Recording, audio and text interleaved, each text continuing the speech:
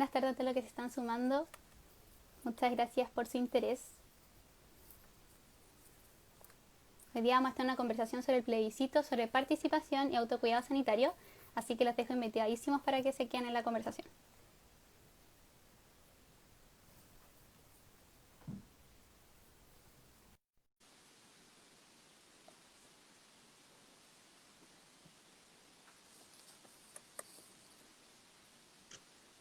Hola Marcela, Hola, ¿cómo estás?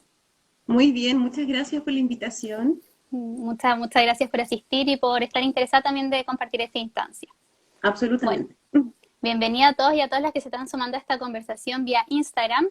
Bueno, esta iniciativa nace, para contarte también a ti, Marcela, que esta iniciativa nace desde la Escuela de Periodismo de la Pontificia Universidad Católica del Paraíso, a través de su proyecto CUBIC, del Colectivo Ciudadano de Vinculación y Comunicación Ciudadana. Eh, bueno, contarte que el principal objetivo de CUBIC es vincular las actividades que tiene la universidad con la comunidad. Y esto lo hace a través de distintos trabajos con organización y también con comunidad escolar. Bueno, y esta iniciativa, este espacio de conversación, nace como desde parte del equipo CUBIC nos quisimos sumar a la conversación sobre el plebiscito, para fomentar la formación, la información y la participación en este proceso de distintos aspectos. Entonces, esta es una de las primeras conversaciones que se van a ir dando. Bueno, yo me presento, soy Josefa Mena, estudiante de periodismo de la Pontificia Universidad Católica del Paraíso, voy en tercer año y soy voluntaria de CUIC. Y en esta conversación me acompaña hoy día Marcela Cisternas, que es médica de familia, y vamos a hablar sobre plebiscito, participación y autocuidado sanitario. ¿Cómo estás, Marcela? Muy bienvenida. Muchas gracias, muy bien. Y un tema súper motivante como para conversarlo y súper contenta de estar acá por poder conversarlo contigo también. Qué bueno. Bueno, ¿te parece si comenzamos con las preguntas? Dale. Bueno, primero contextualizar un poco que igual el proceso del plebiscito puede provocar un poco de incertidumbre a nivel social.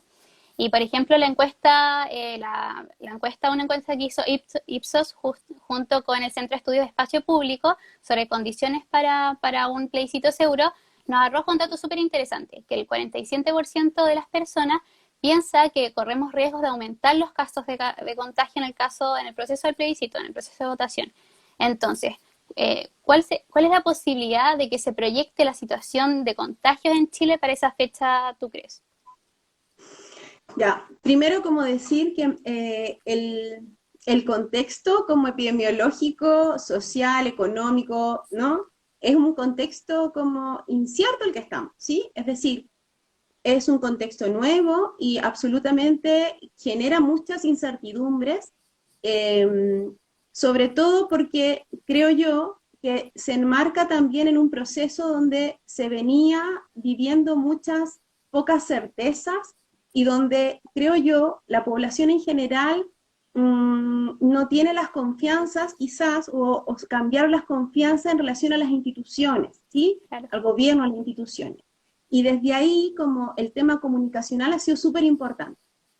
Es cierto, de una u otra forma, que, por ejemplo, la carga como de casos activos, si bien es como muy distinta en Chile, porque es muy heterogéneo lo que va ocurriendo, la carga en general se mantiene una carga elevada. Sí, es Por verdad. lo tanto, lo que uno debería pensarse es cómo gestionar el riesgo, ¿sí? Es decir, más Claro. allá de vivirlo en el temor, porque esto es algo que nos va a acompañar en estas elecciones, en este plebiscito, y el 2021, que tenemos como También. 6 o 7, va a ocurrir lo mismo, es decir, vamos a tener que generar protocolos de ahora en adelante para todas estas situaciones masivas. Por lo tanto, puede ser una oportunidad como de vivirlo, cómo gestionar el riesgo, más que cómo vivirlo como un temor y aislarse de estos procesos democráticos que son sumamente importantes de Claro. vivirlo, ¿sí? Históricos, y que por lo tanto me parece a mí que una campaña comunicacional que sea en destino, y esto es una de las instancias, de que en el fondo uno puede gestionar el riesgo, es mucho más favorable. De hecho, creo yo que buscando como oportunidades dentro de esta tremenda situación en que vivimos, permite también cuestionarse cuáles son las fórmulas que tenemos para hacer los sistemas de votación, ¿sí? Es Claro. decir, históricamente hay personas que han quedado relegadas de votar.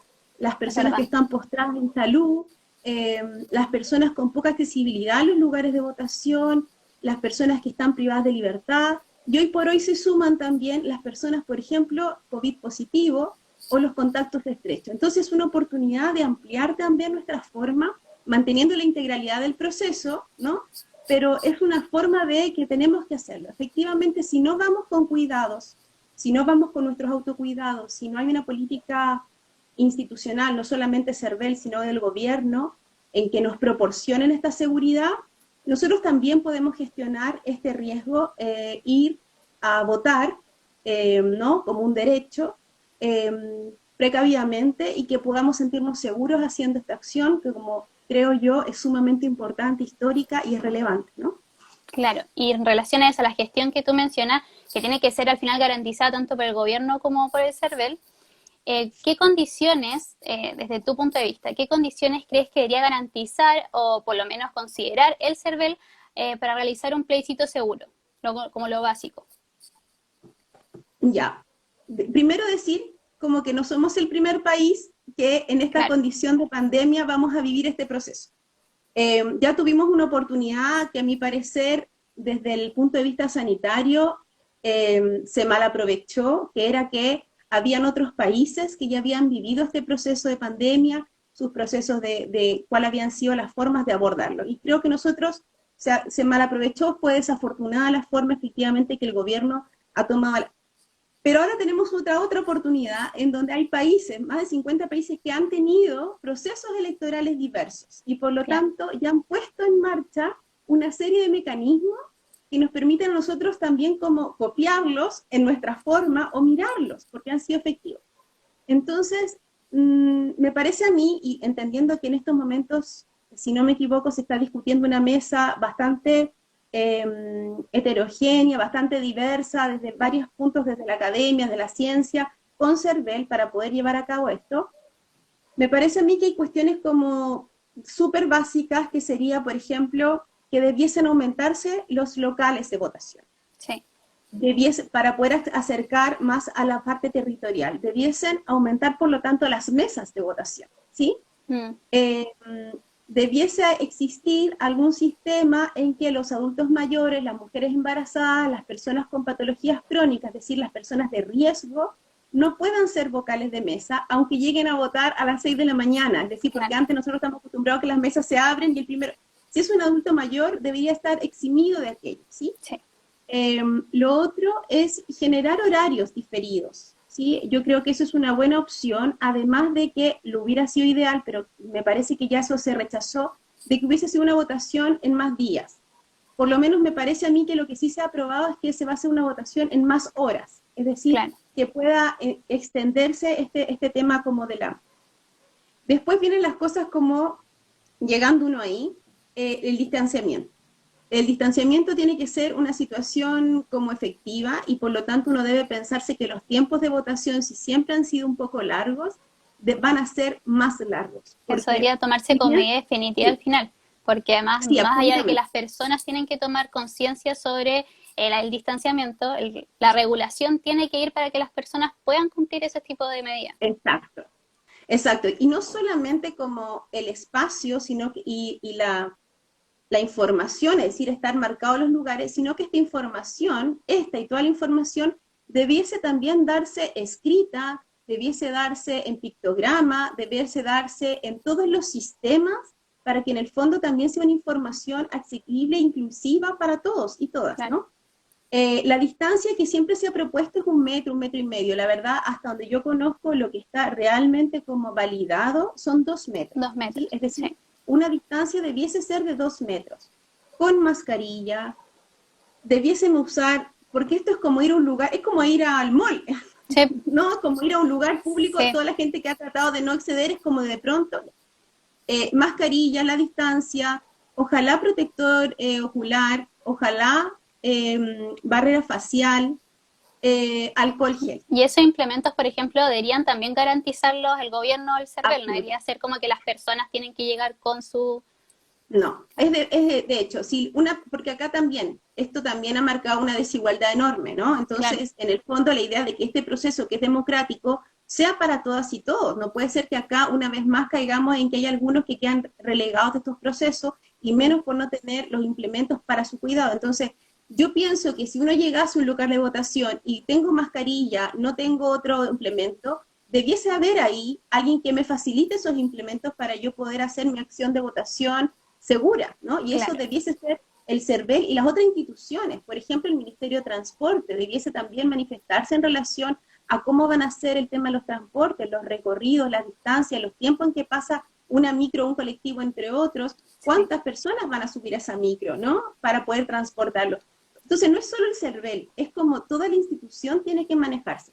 Lo otro, como de cuidado, el tema del lápiz. Yo creo que ahí el lápiz debiese o claro. transportarlo cada uno o hacer una suerte de lápiz desechable. Debiese haber alcohol gel ahí y debiesen estar los baños habilitados con agua, jabón, ¿no? Como cosas mínimas. Y otras Sí. cosas también van a tener que pensarse para los vocales de mesa, es decir, ellos tienen que tener otro tipo de protección mucho Mm. más efectiva, ¿no? Pues que ellos van a estar muchas más horas Van a en estar mucho contacto más con las demás expuestos al personas. final. Exacto, Y también sí, sí. preguntarte en relación a lo que tú hablas de también al final las personas que van a votar y sus motivaciones por ir a votar. Entonces, más allá de las garantías que nos tienen que entregar en el proceso y también vinculándolo un poco con esta encuesta que te mencionaba sobre las condiciones para un plebiscito seguro, también arroja datos sobre que, por ejemplo, el 59% de las personas no muestran alguna gran preocupación al momento de ir a votar, pero un 32% sí muestra alguna preocupación. ¿Cuáles serían los elementos que las personas, nosotros y nosotras, deberíamos considerar de autocuidado propio al momento de ir a votar? Y relacionándolo con lo que tú decías, por ejemplo, ¿qué tenemos que considerar al momento del traslado? ¿Cómo hay que hacerlo? ¿Qué hay que considerar al momento de estar en el local de votación? ¿Y qué considerar también cuando nos devolvemos, cuando nos topamos con gente y esas cosas? Sí, bueno, primero decir, porque yo lo creo así fervientemente, es que no es verdad que nosotros tenemos que preocuparnos de nuestro cuidado, autocuidado desde el lugar individual y también, y esto creo que la pandemia lo ha demostrado, de manera colectiva. Es decir, Claro, no solamente es ver cómo yo salgo a votar y cómo yo me resguardo en este cuidado, sino que también el tener la consideración de que somos muchas y muchos los que vamos a tener este proceso, ¿no? Desde ahí pensar también que no tan solo podemos dejar entonces todas estas precauciones a nivel individual, ¿sí? Tiene que claro. haber una idea como de contrarrestar esto poblacionalmente. Y esa es la pega, digamos, de las instituciones, del gobierno, CERVEL, todo eso. Pero efectivamente hay cosas que nosotros podemos hacer eh, que tienen que ver con el autocuidado y la verdad es que no cambia mucho de lo que hemos hecho siempre o cuando salimos, digamos, salimos de nuestras casas, ¿sí? Es decir, hay que pensar también que habemos personas que todos los días deben salir de sus casas, ¿sí? Y Claro. tomar transporte público. Y si uno se fija lo que pasa en Santiago, lo que pasa en Valparaíso con el metro, con las micros, O con los comercios eh, también. o con el comercio, Mm. no es que sea algo que de pronto digamos, vamos a ver en un montón de gente. Ha ocurrido que por la situación, efectivamente, cómo se ha manejado esta pandemia, ya tenemos muchas personas que han sido expuestas diariamente a riesgos y por lo tanto las personas ya sabemos, en definitiva, cómo debemos hacerlo, ¿sí? Por lo Claro. tanto, yo creo que los cuidados que tenemos, que han tenido el tema de usar la mascarilla, de la distancia, del alcohol gel, el lavado de manos, es decir, si yo estoy fuera, el alcohol gel debe usarse como una cantidad abundante y por lo menos estar 15, 20 segundos refregándose las manos como uno se estuviera lavando. La distancia sobre todo. Eh, son como las medidas mínimas que nosotros utilizamos en la mayoría de las veces. Por lo Sí, tanto, y yo también pienso, ¿Mm? sino también el gobierno, en este caso también sería como tomar alguna campaña comunicacional potente para difundir el procedimiento que se haya claro del plebiscito, porque como mencionamos al principio, es súper como un ambiente de incertidumbre de qué va a pasar, entonces creo que tal vez agarrando lo que tú dices, como eh, pensar en una campaña comunicacional que le llegue a la gente para que se sepa cuidar de manera apropiada y también junto con, como tú decías, al final esto va por todo un sistema que tiene que trabajar para que el procedimiento sea verdaderamente seguro. Sí, y una cosa que, bueno, es difícil como pensarlo, pero lo hubiera sido ideal también, es ocupar las organizaciones territoriales que desde octubre hasta la fecha se han levantado, las asambleas, los cordones territoriales, incluso los centros de salud, que han tenido como el mismo presupuesto, pero han hecho una situación importante en cuanto, por ejemplo, al trabajo más territorial, en este caso, y de información. Entonces, me parece a mí que más que grandes campañas, ¿no?, que debiesen hacerse, y debiesen ser campañas sumamente atingentes, sumamente claras e inclusivas, debiesen utilizarse también de una u otra forma aquellas redes y tejidos sociales incipientes, ¿no?, que se han empezado a articular, porque es ahí donde también los vecinos y las vecinas sabemos quiénes tienen problemas para movilizarse, cómo podemos ayudar, y entonces en ese sentido también iba como un poco esto de la salud no solamente desde lo individual, sino que desde la acción colectiva, ¿no?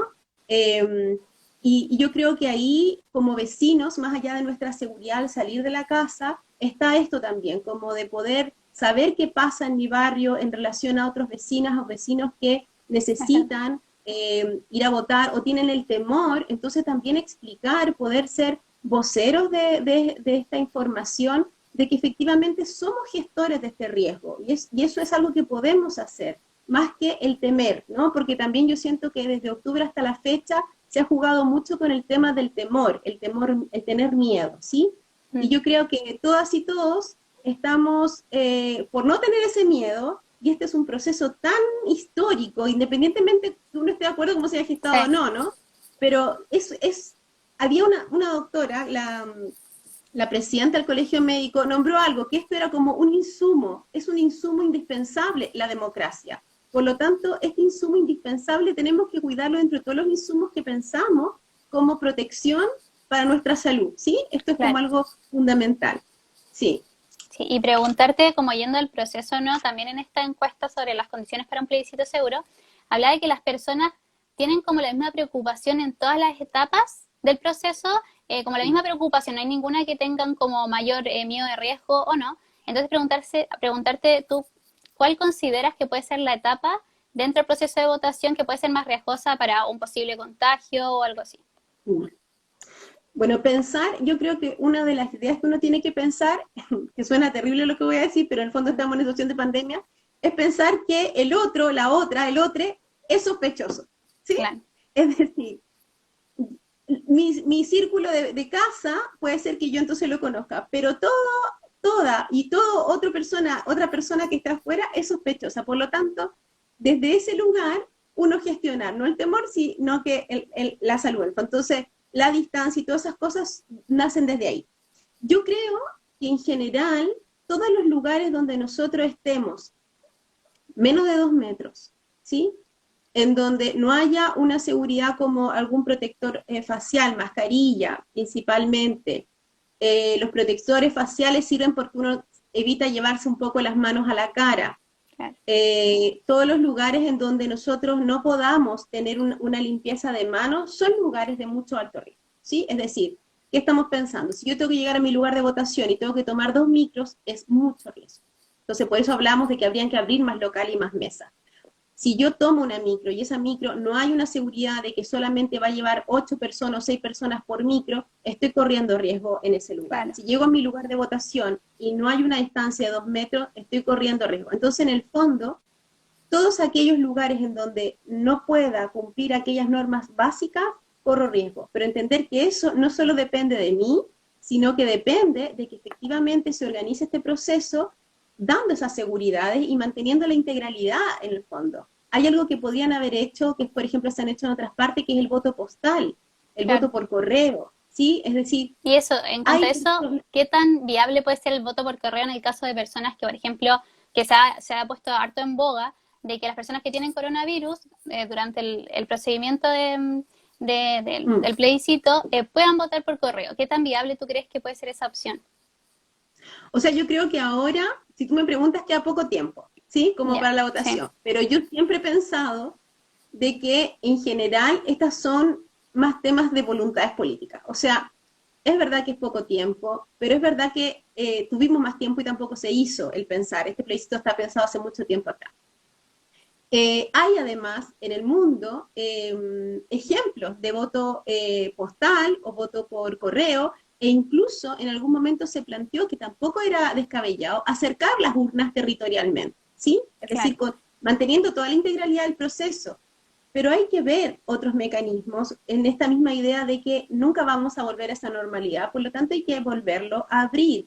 Y yo creo que, por ejemplo, una de las personas, de los estratos, digamos, que siempre va a votar es el adulto mayor, siempre va a votar, Sí. ¿no? Entonces, no puede ser que ahora empecemos a restar personas por el tema del temor. Hay que acercar efectivamente este proceso, porque en el fondo es un poco acercar y la democracia, ¿no? A los lugares. Es un acto. Entonces, claro que nosotros como ciudadanos y ciudadanas tenemos mucho que hacer en cuanto a nuestros cuidados y cuidar al otro, pero también hay una exigencia que debe ser escuchada, porque no puede ser que sigamos como llevando a lo individual, ¿no? Al ciudadano y ciudadana, las situaciones que deben ser resueltas a nivel poblacional, ¿sí? Es decir, acá tiene que existir una idea, porque como decíamos, esto es verdad que es importante y es muy importante, pero el próximo año se vienen muchísimas otras Elección. votaciones y no podemos estar en esta discusión todo el tiempo porque esto tiene que ser un proceso integral, democrático y debe ser un derecho Y finalmente, ¿no? posiblemente son otras elecciones que también se van a tener que tomar las mismas medidas y también sirve un poco para replantearse de qué tan democrático es verdaderamente este proceso, si no vamos a incluir, como tú dices, a las otras personas que por una situación u otra tienen más riesgo al exponerse. Entonces también Exacto. ahí está el sentido de querer hacer que estas medidas se pongan para las del próximo año y tener que hacer algo desde ahora ya. O sea, ¿cuál tú crees que debería ser como lo más inmediato en este plan para poder democratizarlo de verdadera manera?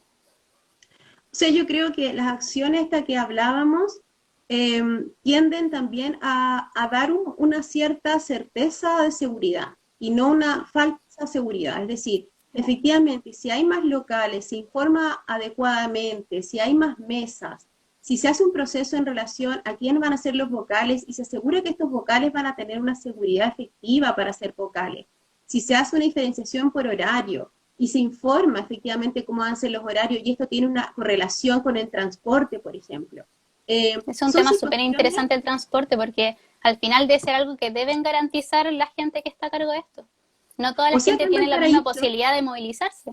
claro, acá en Valparaíso hay personas que tienen que tomar locomoción y además pensando en otro sentido también, la locomoción en estos momentos, tener que tomar y gastarse 2.000 pesos en llegar a un lugar de votación, hoy por hoy 2.000 pesos es una plata que en muchas familias no está, ¿no? Entonces también hay que Claro. garantizar que ese transporte debiese ser gratuito para acercar, ¿no?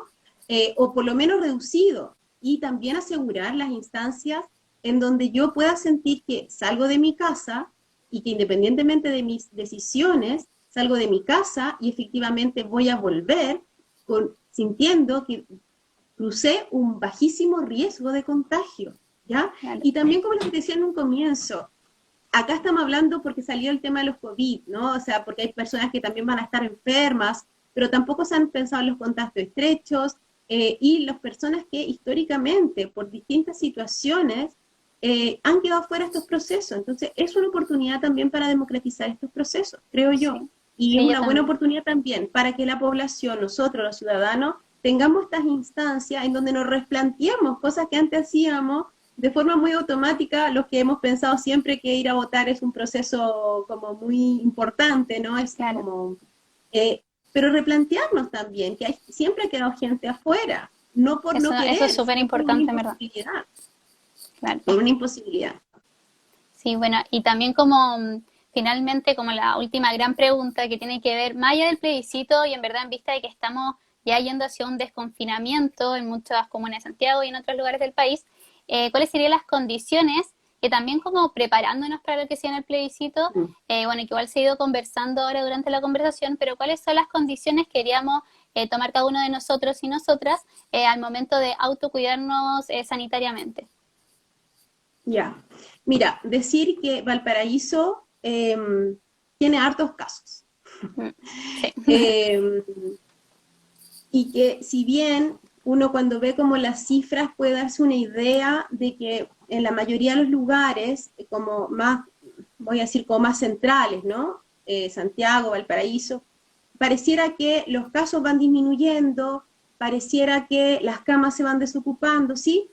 Pero hay que decir que esto es muy, muy lento. Es tan lento, es tan lento, que sigue habiendo una gran carga de contactos activos, muy grande. decir que la trazabilidad fue tardía y por lo tanto los testeos también no son los masivos que debiesen hacer para tener un aislamiento apropiado. Por lo tanto, esto que yo decía en un comienzo, salir con la sospecha que el otro puede ser asintomático, hoy por hoy es como una realidad para poder gestionar uno el riesgo, ¿sí? Entonces, yo diría que bueno, los cuidados que uno debiese tener, y yo insisto como como en lo más colectivo, es decir, uno debiese pensar que el autocuidado debiese ser que uno comiese bien, durmiese bien, no estuviese estresado, pudiese hacer actividades de ocio. Entonces, lo que yo te estoy diciendo es absolutamente un lugar que muy pocas personas pueden hacer, ¿sí? Pero sí, lo que podemos nosotros, creo yo, gestionar, y me parece a mí que es fundamental, sobre todo en los momentos que el temor o el miedo sobrepasan un poco esta situación y uno se siente realmente estresado ante esto cada vez que va avanzando, es primero, yo diría, un autocuidado, así pensando en el plebiscito, es septiembre. Yo invito a la gente a que este septiembre sea un septiembre distinto, ¿sí? Es decir, sería una pena que en septiembre bajaran notablemente las personas que pudiesen ir a votar, porque efectivamente es una fecha que puede ser complicada. Entonces yo diría que ahí este septiembre sea en casa, con la familia, el círculo más de confianza, íntimo, con que convivo, como primera instancia. Después, el tema de apoyar todas las iniciativas que se dan a nivel local y territorial en las poblaciones, por ejemplo, como las ollas comunes. Yo creo que es una instancia que nosotros debiésemos las personas apoyar, como también todas las instancias que se den en relación a aumentar el tejido como social, porque las personas que están solas o más alejadas, efectivamente debemos tener este tejido incipiente, pero poder empezar a articularlo, porque eso es autocuidado, ¿sí? Son lugares que promueven la salud finalmente. Claro. Porque hoy por hoy tenemos pocos lugares. Si pensamos como en la enfermedad, estamos pensando en la cura. Y yo creo que una de las cosas que tenemos que hacer y que aquí no se ha hecho de un comienzo es ser preventivos y promocionales en salud. Entonces yo diría que el autocuidado individual y colectivo debiese tener esa mirada de prevenir y de promover. Y en el promover tiene que ser una promoción con los otros, con las otras, es decir, solos no, ¿sí? Entonces yo diría eso, como en el fondo tratar de mantenernos saludables, sanos, pero en toda la palabra, pero no desde la forma de solo encerrado en la casa, ¿sí? Claro. Sino que tratar de ampliar esto para todo lo que viene, porque esto no es este año, ¿sí? Esta es una forma en que vamos a tener que empezar a hacer ejercicios de un montón de otras actividades y acciones, y por lo tanto solos y solas y soles no vamos a poder. Sí. La otra cosa es como mantener los cuidados que ya hemos hablado, ¿sí? Es decir, la salida, y eso son cosas que vamos a mantener como por mucho tiempo, ¿sí? El tema del lavado de manos, del alcohol gel, de la mascarilla, de la distancia, y yo tendría, y insisto, como el tema de también tener cuidado con las cifras. Yo siento que las cifras se dan de una forma un poco adecuadas, ¿sí? Por decirlo, porque en el fondo igual hay una carga importante, este paso a paso hay que tomárselo con cuidado, ¿sí? Es decir, pareciera que rápidamente un desconfinamiento, pero lo que ha pasado en todos los otros países son los rebrotes y los casos muy activos, y nosotros deberíamos aprender en algún momento de lo que ha ocurrido en otros países para poder tener una mirada más preventiva y promocional con respecto a eso. Claro. Y una pregunta que hicieron acá en la cajita de preguntas, Daniela Lascano, le gustaría preguntar de cara a las próximas elecciones, como para ir cerrando el tema de todo lo que tiene con el plebiscito y lo que hemos hablado durante esta conversación, ¿cuáles serían las medidas que hoy no se han tomado y que deberían tomarse? Que hoy no se han tomado. Sí. Bueno, hay que decir que hay una mesa de conversación del CERVEL, y me parece a mí que el 14 o el 13 por ahí van a sacar como una resolución de las medidas. De las medidas que no se han tomado, bueno, hay el tema, por ejemplo, de la urna, que fue una medida que hubiera sido interesante, la urna como móvil, esa ya se desechó de plano, por ejemplo. Y yo creo que hubiera sido una medida que hubiera sido muy interesante, porque el voto postal, eso sí que me parece que es más complejo, sobre todo porque nosotros no somos países en que todas las casas exista la conexión, y por lo tanto estamos hablando de otra situación. Y las medidas en general, yo siento, independientemente de las medidas que se vayan a anunciar en septiembre, una de las medidas que no se ha tomado, que me parece que es fundamental, es el tema comunicacional. Claro. Es decir, estamos a puertas de un proceso importante, masivo, poblacional, y me parece a mí que más allá de las campañas de la misma situación, ¿no? Del apruebo, el rechazo, apruebo, me parece a mí que el tema comunicacional es algo que no se ha tomado, una medida que no se ha tomado efectiva desde un comienzo, ¿sí? Porque las campañas comunicacionales tienen que llegar a la población con información real y con información que permita tomar decisiones. Y hoy por hoy yo tengo la impresión de que la gente duda en tomar decisiones porque hay mucha incertidumbre respecto a esa información. Entonces yo digo que una de las medidas importantísimas, independientemente de cómo se vaya a llevar el proceso, es el tema de la comunicación.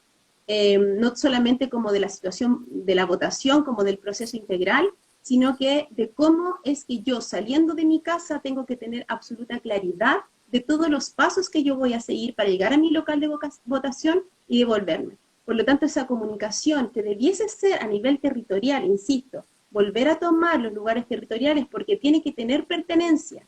Es decir, las acciones que yo hago en Santiago no son las mismas acciones que yo hago en otro lugar, Claro. ¿sí? O en Valparaíso, o en Los Cerros. Por lo tanto, esa comunicación y esa toma de decisiones, si bien es un proceso masivo, tiene que tener pertenencia territorial.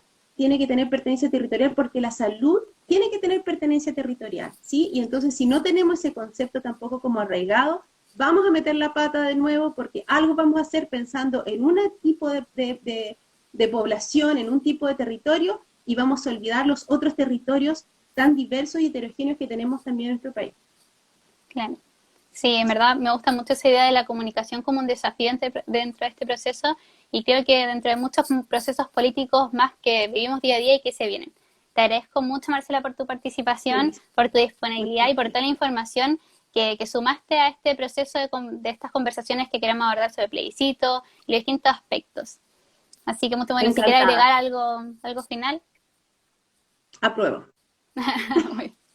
Bueno, y toda la gente también que nos dejaron muchos comentarios, agradecer la participación, todos los comentarios que ahí se fueron viendo fueron súper interesantes y se abarcaron todos los temas que conversamos. Así que las dejo cordialmente invitado a cualquier otra conversación que sea dentro de tenemos distintos días que se van a ver estos conversatorios, así que las dejo completamente invitados y un saludo muy, muy cordial del equipo de CUIC para todos y todas. Muchas gracias, que estés muy bien. Que estén muy bien. Chao. Chao.